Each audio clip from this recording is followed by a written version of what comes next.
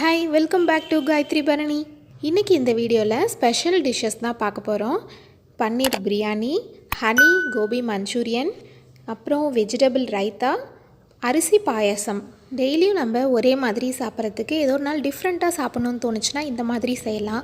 அதுவும் இல்லாமல் கெஸ்ட்டு வந்தாங்கன்னா நம்ம ஏதாவது ஸ்பெஷலாக டிஃப்ரெண்ட்டாக செய்யணுன்னா இந்த மாதிரி டிஷ்ஷஸ் செய்யலாம். இந்த எல்லா டிஷ்ஷஸுமே செம்மையாக சூப்பராக இருந்துச்சுங்க. நம்ம எப்படி செய்கிறதுன்னு பார்க்கலாம். பன்னீர் பிரியாணி செய்கிறதுக்கு பன்னீர் நான் 200 கிராம் எடுத்திருக்கேன். இதை ஃபஸ்ட்டு ரோஸ்ட் பண்ணி எடுத்துடலாம். மிளகாய் தூள் 1 டீஸ்பூன் சேர்த்துக்கிறேன். இது கூட 1 டீஸ்பூன் தூளுப்பும் சேர்த்துக்கிறேன். இதை நல்லா கலந்துடலாம். இப்போ எல்லா பக்கமும் ஈக்குவலாக கோட்டிங் ஆகிற மாதிரி கலந்துட்டேன். நான் ரெடி பண்ணி வச்ச பன்னீரை நான் தவாவில் தான் ரோஸ்ட் பண்ணி எடுத்துக்க போகிறேன். அதுக்கு 1 ஸ்பூன் நெய் சேர்த்துக்கிறேன், 2 ஸ்பூன் ஆயில் சேர்த்துக்கிறேன்.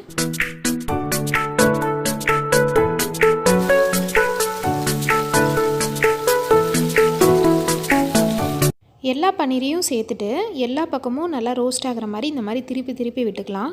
இந்த மாதிரி நல்லா ரோஸ்ட் பண்ணிட்டோன்னா நம்ம பிரியாணியில் பன்னீர் சேர்க்கும் போது குழஞ்சி போகாமல் நல்லாயிருக்கும். அதுக்காக தான் இந்த மாதிரி ரோஸ்ட் பண்ணிக்கிறோம்.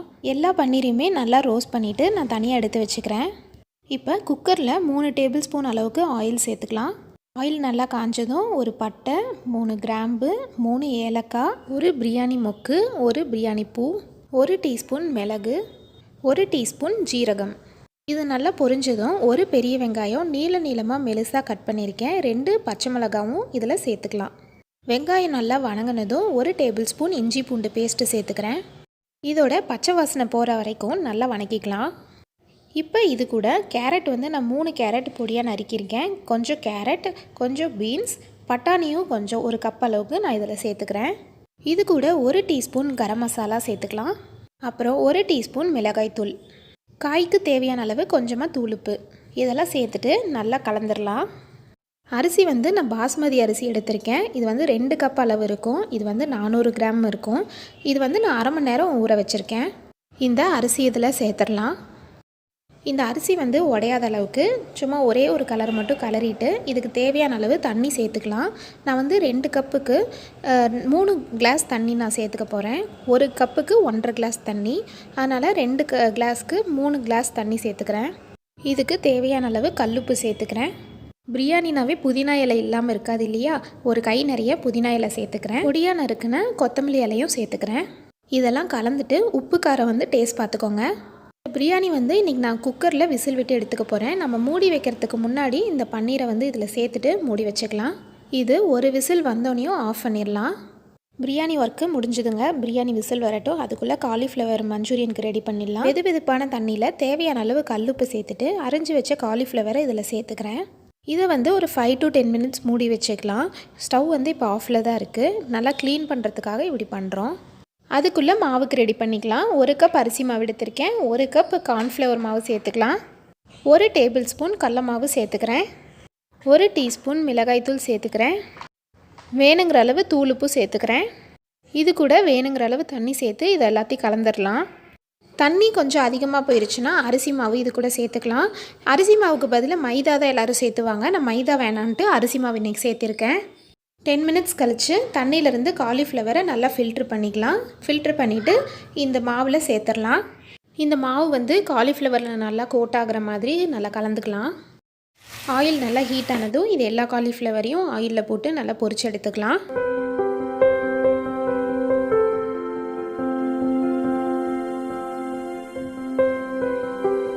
இப்போ பிரியாணியோட விசில் போயிடுச்சு. பாருங்கள், பன்னீர் பிரியாணி சூப்பராக ரெடி ஆகிருக்கு. வாசமே சூப்பராக இருக்குது. இதுக்கு மேலே வறுத்த முந்திரி நான் சேர்த்துக்கிறேன். அப்புறம் 1 ஸ்பூன் நெய்யும் சேர்த்து நம்ம பரிமாறணுன்னா டேஸ்ட்டு சூப்பராக இருக்குங்க.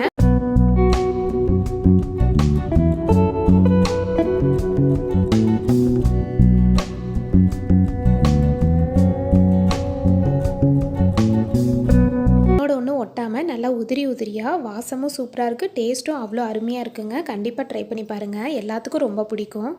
அடுத்தது கோபி மஞ்சூரியனுக்கு ரெடி பண்ணிடலாம். பொடியாக நறுக்கின பூண்டு நான் ஆயிலில் சேர்த்துக்கிறேன். அப்புறம் பொடியாக நறுக்கின இஞ்சி துண்டும் நான் சேர்த்துக்கிறேன். இதை நல்லா வணக்கிக்கலாம். 1 நிமிஷம் வணக்கினதுக்கப்புறம் 1 பெரிய வெங்காயம் நீளமாக கட் பண்ணதை சேர்த்துக்கிறேன். இதை நல்லா 1 நிமிஷத்துக்கு வணக்கிட்டு அடுத்தது குடமிளகாய் இந்த மாதிரி குட்டி குட்டியாக கட் பண்ணி இதில் நான் சேர்த்துக்கிறேன். இதையும் நல்லா 1 நிமிஷம் வணக்கிக்கலாம். இதுக்கு தேவையான அளவு தூளுப்பு கொஞ்சமாக சேர்த்துக்கிறேன். அடுத்தது 2 டேபிள் ஸ்பூன் அளவு டொமேட்டோ சாஸ் சேர்த்துக்கிறேன். இதுக்கு சோயா சாஸும் சேர்த்துப்பாங்க, நான் வந்து சேர்த்துல.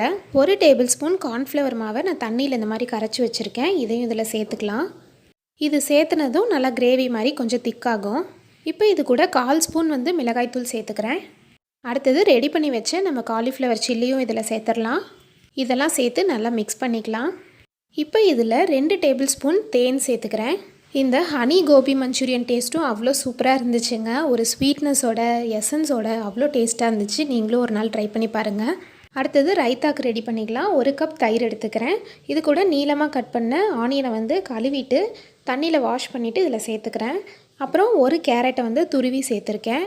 அடுத்தது கொஞ்சமாக கொத்தமல்லி இலையும் இதில் சேர்த்துக்கலாம். டேஸ்ட்டுக்காக 1 பச்சை மிளகாவும் சேர்த்துக்கிறேன். இதுக்கு தேவையான அளவு தூளுப்பு கொஞ்சமாக சேர்த்துக்கிறேன். அப்புறம் 1 டேபிள் ஸ்பூன் தண்ணி சேர்த்துக்கிறேன். இதெல்லாம் நல்லா கலந்துட்டா ரைட்டா ரெடிங்க. இது கூட ஒரு அரை தக்காளியும் சேர்த்துக்கலாம், பொடியாக நறுக்கி சேர்த்துக்கலாம். அந்த டேஸ்ட்டும் நல்லாயிருக்கும். அடுத்தது ஸ்வீட்டுக்காக ஒரு பாயாசம் செய்யலான் இருக்கேன். 1 டம்ளர் தண்ணி சேர்த்துக்கிறேன். இது வந்து பாஸ்மதி அரிசி 1 கப் ஊற வச்சுருந்தேன், கொஞ்சமாக தான் ஊற வச்சுருந்தேன். இதை வந்து இதில் சேர்த்துட்டு இது ஒரு 5 மினிட்ஸில் வெந்துடும், இது ரைஸாக வெந்துடும். அதுக்கப்புறம் நம்ம பால் சேர்த்துக்கலாம். பாருங்கள், ஒரு 10 மினிட்ஸில் வந்து இது நல்லா வெந்துருச்சு. இப்போ இது கூட 2 டம்ளர் பால் சேர்த்துக்கிறேன். இது வந்து நல்லா கொஞ்சம் சுண்டி நல்லா திக்காச்சுன்னா நல்லா டேஸ்ட்டு சூப்பராக இருக்கும். இது கூட நீங்கள் மில்க் மேடு கூட சேர்த்துக்கலாம். நான் வந்து இன்றைக்கி அதெல்லாம் எதுவும் சேர்த்துல. இது கூட சர்க்கரை வந்து 1 கப் அளவுக்கு நான் பொடி பண்ணி வச்சுருக்கேன், அது இதில் சேர்த்துட்றேன். வாசத்துக்காக ஏலக்காய் தூளும் சேர்த்துக்கிறேன். 3 ஏலக்காய் தட்டி நான் சேர்த்துக்கிறேன். அடுத்தது நெய்யில் வறுத்த முந்திரியும் இதில் சேர்த்துட்றேன். அவ்வளோதாங்க, பாயாசம் சூப்பராக ரெடி. ஈஸியாகவும் ரெடி ஆயிடுச்சு.